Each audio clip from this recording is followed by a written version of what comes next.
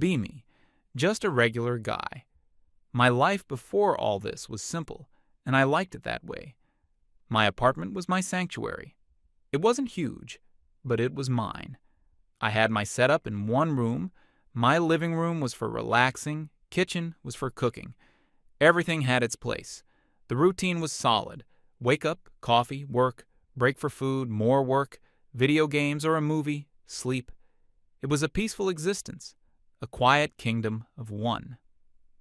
Then, one afternoon, maybe a month or two ago, the phone rings.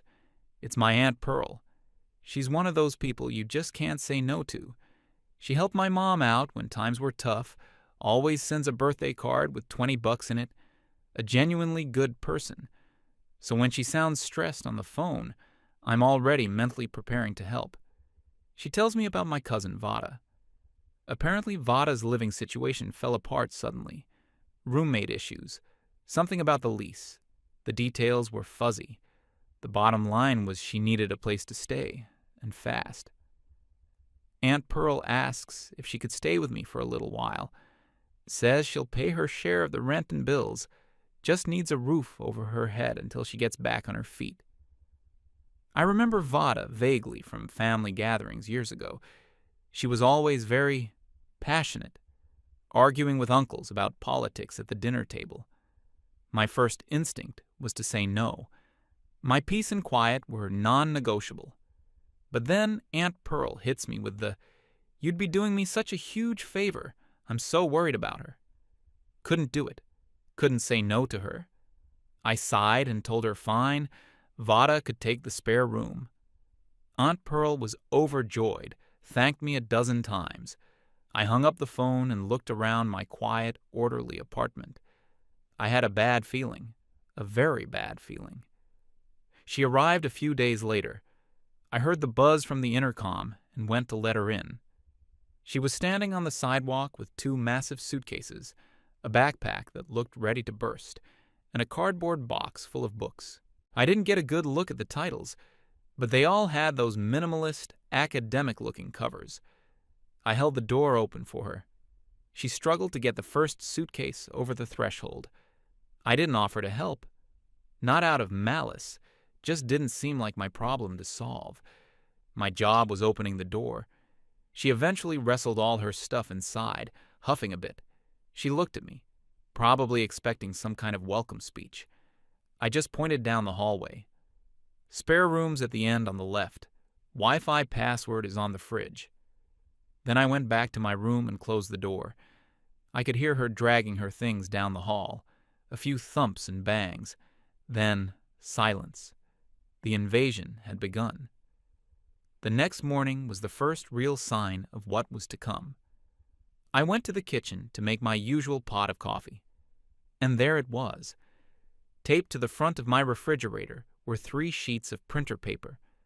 At the top, in bold, capitalized letters, it read, "Safe Space Cohabitation Agreement."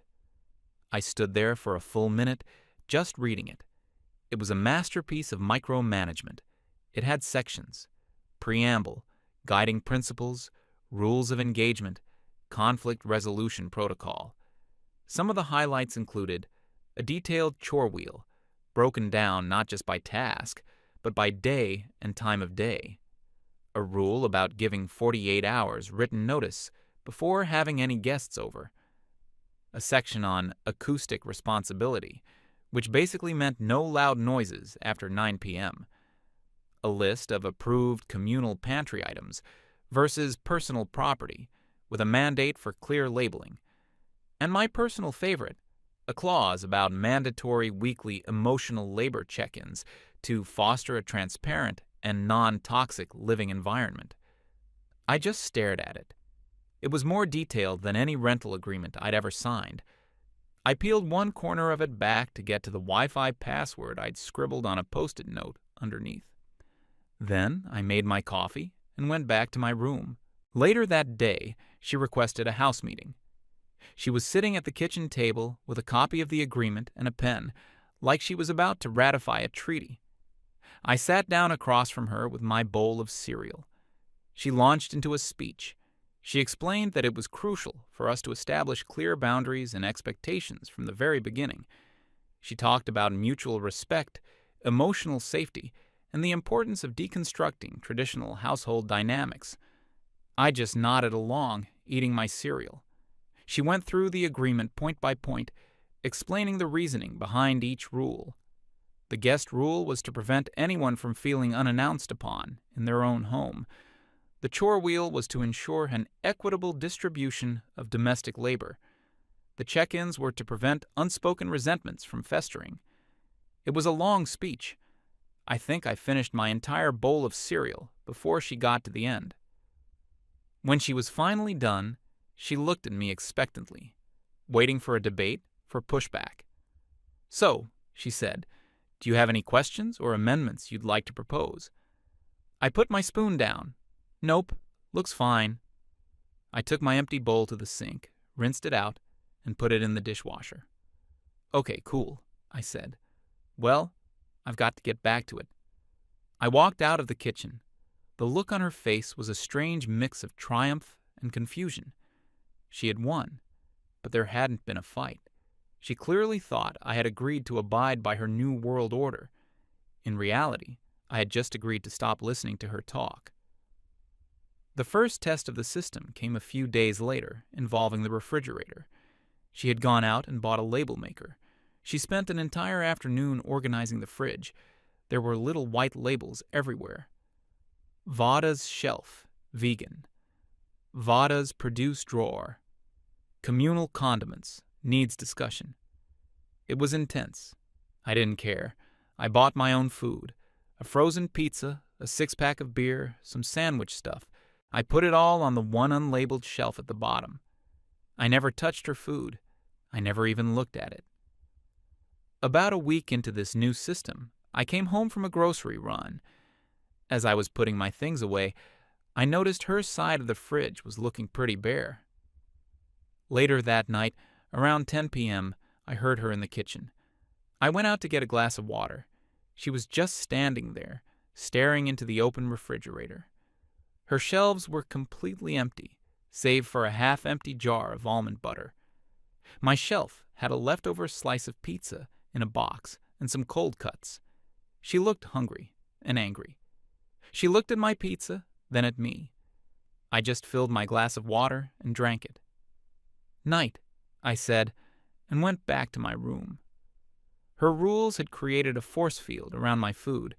She was so committed to the idea of personal property that she couldn't bring herself to just ask if she could have a slice of pizza. Instead, she chose to be hungry and resentful. I heard a food delivery guy show up about 30 minutes later. The chore wheel was the next battleground she lost without me ever firing a shot. According to her color-coded chart, Tuesday was my day to vacuum the living room. Tuesday came and went. I did not vacuum. It wasn't a conscious protest. I just completely forgot. And even if I had remembered, I probably wouldn't have done it. The floor looked fine to me. By Thursday, I could feel the tension radiating from her every time she walked through the living room. She kept making these loud, exaggerated sighs. Finally, on Friday morning, she confronted me. I was making toast, and she came and stood in the kitchen doorway. "It was your turn to vacuum on Tuesday," she said. Her voice was tight. I took a bite of my toast. "Oh, right," I said, my mouth full. "My bad. I'll get to it." I did not, in fact, get to it. I had work to do. By the time I finished, I wanted to relax, not do chores. On Saturday morning, I woke up to the loud roar of the vacuum cleaner. I walked out of my room, and there she was, furiously pushing the machine back and forth across the living room carpet. She was slamming it into the furniture. She saw me and gave me a look that could have melted steel. I just gave her a little wave. "Morning. Smells clean in here." I went and made my coffee. Her own standards of cleanliness were so much higher than mine that she couldn't stand to live in what she considered filth. So she was forced to do my share of the work, fuming the entire time, while I remained completely unbothered. She was generating all the emotional energy for the conflict, and I was just a black hole, absorbing none of it. The problematic media rule was another interesting experiment. I like old action movies, the ones from the 80s and 90s. They're dumb, they're loud, and they're fun. One evening, I was watching one in my room on my laptop with headphones on. It must have been louder than I thought, because there was a knock on my door. It was Vada. "Can I talk to you for a second?" I took my headphones off. "Sure, what's up?" "I can hear your movie through the door," she said, "and frankly, the content is really problematic." I waited for her to continue. "It's just a constant stream of male aggression and the objectification of women. It creates a hostile atmosphere. It's on the list of non-approved media from the agreement." She pointed back towards the fridge, as if the sacred scrolls were posted there. I looked at her. Then I looked at my laptop screen, where a guy was jumping away from an explosion in slow motion. "It's just a movie, Vada." I gave her a small, polite smile. "I'll try to keep it down." And I gently closed the door. I heard her stand there for a moment, and then her footsteps retreated. She had come expecting a debate. She wanted me to defend my choice in entertainment so she could dismantle my arguments. She wanted a teachable moment. Instead, she got nothing. Just a closed door. It was becoming clear that her entire strategy for dealing with the world was based on engagement. She needed people to argue with her, to get angry, to participate in her dramas. I was offering her none of that. I was a void. The guest situation was probably the point where she started to really lose her grip. My buddy Jimmy called me one afternoon. He was in the neighborhood and wanted to stop by to play some video games. I told him to come on over. He showed up about 20 minutes later. We set ourselves up on the couch in the living room, turned on the console, and started playing. We were probably being a little loud, yelling at the screen, celebrating a good play. About an hour into our session, Vada's bedroom door creaked open. She emerged, wearing a bathrobe and a thunderous expression. She stood in the entryway to the living room, hands on her hips. Jimmy and I were in the middle of a tense match. I noticed her out of the corner of my eye, but didn't acknowledge her at first. She cleared her throat loudly. I paused the game. "Hey, what's up?" I asked. "Who is this?" she asked, gesturing at Jimmy. "This is Jimmy. Jimmy, this is my cousin, Vada." Jimmy, a good-natured guy, gave a little wave. "Hey." Vada did not wave back. "According to Section 4, Subsection B of the Cohabitation Agreement," she began, her voice shaking with righteous anger, "we are supposed to give 48 hours' notice before inviting guests into the shared living space." I looked at her. I looked at Jimmy. I looked back at her. "Yeah, this was kind of a last-minute thing," I said. "He was just in the area." "That doesn't matter," she insisted. "The rule is the rule. It's about respecting each other's space and safety." I just nodded. "Okay, you're right. My bad." Then I picked up my controller. "Ready, Jimmy?" I unpaused the game. We went right back to playing, the sounds of virtual combat filling the room. Vada just stood there. She was completely speechless. I had agreed with her. I had admitted fault. But I hadn't done what she actually wanted, which was for me to kick my friend out and grovel for forgiveness. I had validated her point and then immediately rendered it meaningless by continuing to do exactly what I was doing. She stood there for another 30 seconds, just radiating fury. Then she turned around, went back into her room, and slammed the door so hard that a picture frame on the wall rattled. Jimmy looked over at me. "Is she always like this?" "Pretty much," I said. "Don't worry about it." And we kept playing. The atmosphere in the apartment after that was thick. Not for me. I was fine. I stayed in my room, did my work, played my games, but the air around Vada was electric with resentment. I started hearing her on the phone with her friend, Marin. She would pace back and forth in the living room, talking loudly, making sure I could hear. It was always the same conversation. She would complain that I was completely emotionally unavailable, that I was a perfect example of toxic masculinity, refusing to engage or communicate. She told Marin it was like living with a ghost who left dirty dishes. She said my passivity was a form of aggression, that I was stonewalling her. She used a lot of buzzwords. I guess they made her feel like she had a diagnosis for my behavior, a framework to understand why I wasn't bending to her will. Marin, on the other end of the line, was her echo chamber. Oh my God, you're so right. That's classic male behavior. You're so strong for putting up with that. It was a feedback loop of validation for her. They were convincing each other that she was a martyr, bravely enduring life with an uncooperative savage. Her passive aggression ramped up. She started leaving notes, a post-it on my bedroom door. Some of us are trying to sleep. After I'd accidentally dropped something at 11 p.m., a note on the bathroom mirror. A clean space is a happy space. Let's all remember to wipe down the counter after we use it. She even started rearranging my things in the common areas. If I left a magazine on the coffee table, I'd find it later in a neat stack on a side table, placed at a perfect right angle. It was all designed to get a reaction, to make me snap, to finally have the confrontation she craved. But it was like throwing pebbles at a brick wall. I simply threw the notes away. I moved my magazine back. I didn't say a word. Every attempt she made to draw me into her drama was met with a calm, quiet, indifferent nothing. I wasn't trying to be difficult. I was just trying to live my life, my peaceful, quiet life. And I was slowly realizing that the only way to protect that peace was to not engage on her terms. Ever. She wanted to fight. She wanted to argue, debate, lecture, and regulate. All I wanted was to be left alone, and it was driving her absolutely insane. I could feel it building. A storm was coming. She was running out of indirect methods. A direct, final confrontation was inevitable. I didn't know when it would happen, but I knew it would be soon.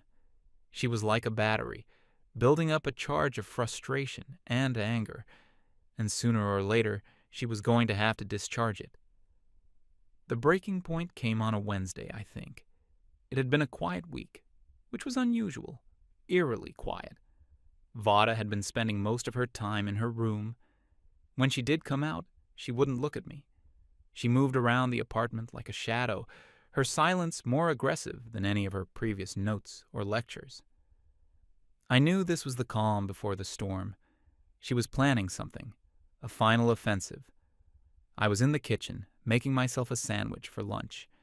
It was the middle of the day. She came out of her room. She wasn't in her usual loungewear. She was dressed in what I can only describe as confrontation clothes, jeans, a plain black t-shirt, her hair pulled back tightly. She looked like she was preparing for a job interview or an interrogation. She didn't go to the fridge or the cupboard. She walked right up to the kitchen island and stood on the other side, directly opposite me. She placed her hands flat on the counter.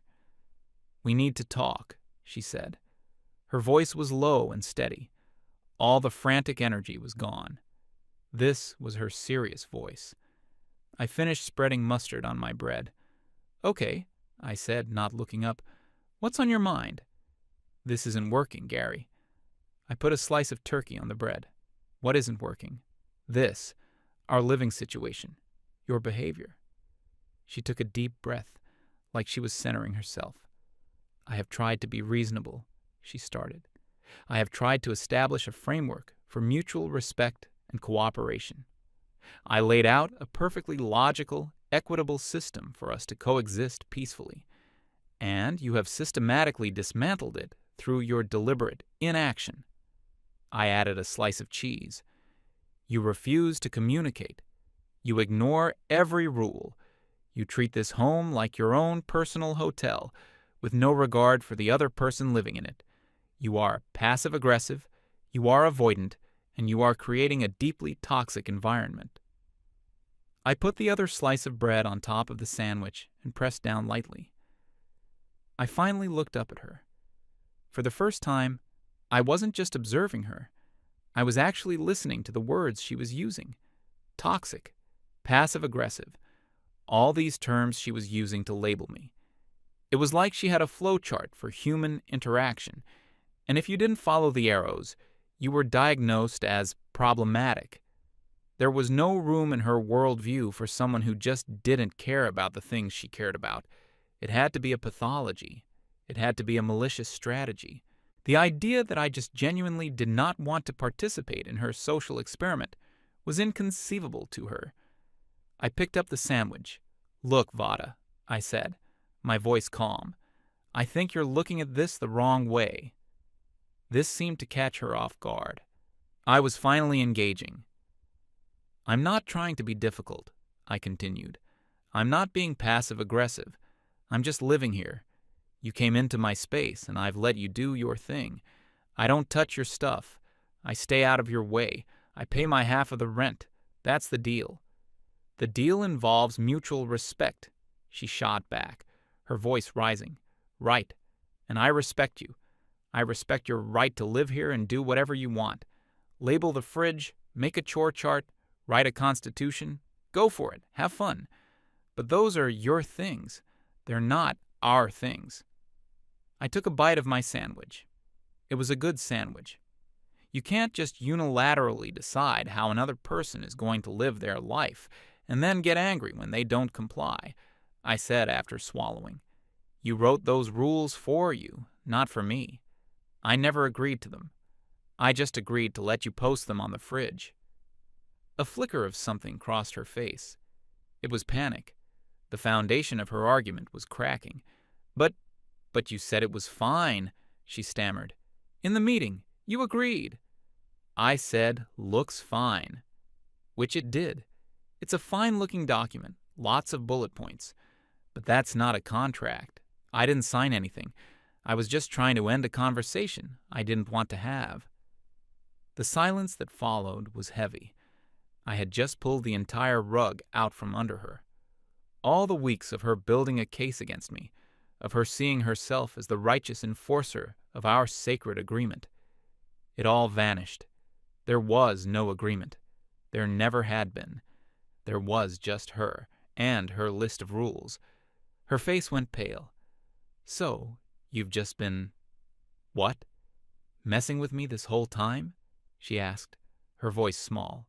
"No," I said, shaking my head. "I haven't been doing anything. That's the whole point. I've just been living my life. You're the one who's been trying to turn this apartment into a social project. I'm just your roommate." I took another bite of my sandwich. "And to be honest," I added, "you seem really stressed out about it. Maybe you should just stop. Stop trying to control everything. Just live here too. It's a lot less work." She just stared at me. The anger was gone. The righteousness was gone. All that was left was a profound, raw confusion. Her entire operating system had just crashed. She looked like a robot that had been given a paradoxical command. Her programming couldn't compute a world where her rules had no power. Without another word, she turned and walked slowly back to her room, closing the door behind her. I finished my sandwich in the quiet kitchen. The storm had finally broken. And it had been a fizzle, not a bang. The aftermath was strange. The cohabitation agreement disappeared from the fridge that night. The chore wheel came down. The labels in the fridge stayed, but they seemed less like commandments and more like suggestions. Vada became a ghost. She would only leave her room when she was absolutely sure I wasn't in the common areas. I'd hear her door creak open late at night, the soft padding of her feet to the kitchen, the quiet click of the fridge, and then the retreat back to her room. We went days without seeing each other.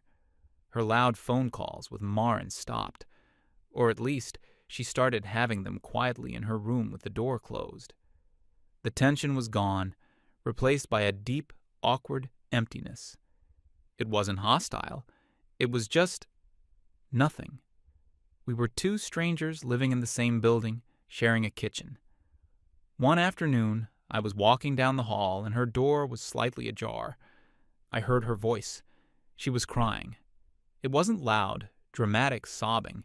It was that quiet, hopeless kind of crying. She was on the phone, presumably with Marin. "I don't understand," she was saying between sniffles. "I did everything right. I set boundaries. I communicated my needs. And he just doesn't care. It's like I don't exist." There was a pause. I could faintly hear Marin's tinny voice on the other end, probably offering the usual platitudes. "But what am I supposed to do?" Vada asked. "He won't fight me. He won't even get mad. How are you supposed to resolve a conflict with someone who won't even acknowledge that a conflict exists?" I kept walking. It felt wrong to listen, but her words stuck with me. She was genuinely suffering. Her entire sense of control over her environment had been taken away, not by force, but by sheer indifference. She was in a prison of her own making. She had built the walls, written the rules, and appointed herself the warden. The only problem was, the other inmate didn't recognize her authority and could simply walk through the walls whenever he felt like it. Her power was an illusion, and the moment it was exposed, her whole world fell apart. I didn't feel triumphant. I didn't feel like I'd won. I mostly just felt tired, and a little bit sad for her. It must be exhausting to live like that, trying to constantly manage and control every interaction, seeing every person as a potential variable to be regulated. About a week after the big non-confrontation, I got a call from Aunt Pearl. Her tone was very different this time, worried. "Gary, honey, is everything all right over there? Vada called me. She was very upset." I sighed. "Everything's fine, Aunt Pearl. We're just two very different people." "She said you've been ignoring her, making her feel isolated," she said. "She told me she feels like she's living in a hostile environment." I almost laughed at the buzzword. Vada had clearly escalated the issue up the chain of command. "Aunt Pearl, I promise you, I haven't done anything to her. I've just been living my life. She's the one who's been trying to change everything." I gave her the short version of the story, the agreement, the rules, the notes. I didn't editorialize. I just laid out the facts. There was a long silence on the other end of the line. "Oh," Aunt Pearl said finally. Her voice was smaller. "Oh dear, she can be a bit intense, can't she?" Bingo. "She just has very strong ideas about how things should be," Aunt Pearl added, sounding like she was trying to convince herself. "That's one way to put it," I said. "Look, she's safe here. She has her room. But I'm not going to walk on eggshells in my own apartment. I can't do it." "I understand," she said, and she actually sounded like she did. "Thank you for being patient with her, Gary. I'll talk to her." We hung up. I knew what was coming. A few days later, I came home and saw 2 suitcases and a familiar cardboard box of books by the front door. Vada was in the kitchen, wiping down the counters. She looked up when I came in. Her eyes were red-rimmed. "I'm moving out," she said. No preamble. I just nodded. "Okay." My aunt helped me find a room in a house with some other girls. "It'll be a better fit." "Probably," I agreed. There was a long, awkward silence. She finished wiping the counter and threw the paper towel away. "I'm sorry," she said suddenly, so quietly I almost didn't hear it. I looked at her. "For what?" "For all of it," she said, gesturing vaguely at the apartment around her. "I was trying to make things work, but I guess I went about it the wrong way." It was the closest she could get to admitting she was wrong. It wasn't a full apology, but it was something. "It's okay," I said, and I meant it. Water under the bridge. Another silence. "Well," she said, "my ride will be here in a few minutes." "All right. Good luck with the new place." And that was it. I went to my room and closed the door, giving her space to leave. A little while later, I heard the front door open and close. I heard her struggling with her suitcases one last time. Then, the sound of a car driving away. I waited a few minutes, then went out into the living room. The apartment was empty. It was quiet. The air felt lighter. I walked over to the fridge. It looked naked without the 3-page manifesto taped to it. I opened it. Her shelves were empty and wiped clean. It was just my food in there now. My pizza, my beer, my sandwich stuff. My quiet, orderly kingdom had been restored. The invasion was over. I hadn't fought a single battle, but I had won the war. I grabbed a beer, sat down on my couch, in my living room, in my apartment. And for the first time in what felt like a very long time, it was completely, totally, and beautifully peaceful. I didn't hate her. I didn't wish her ill. I just hoped that wherever she ended up, she would learn that you can't force the world to bend to your will. Sometimes, you just have to let people be. And sometimes, the most powerful thing you can do is nothing at all.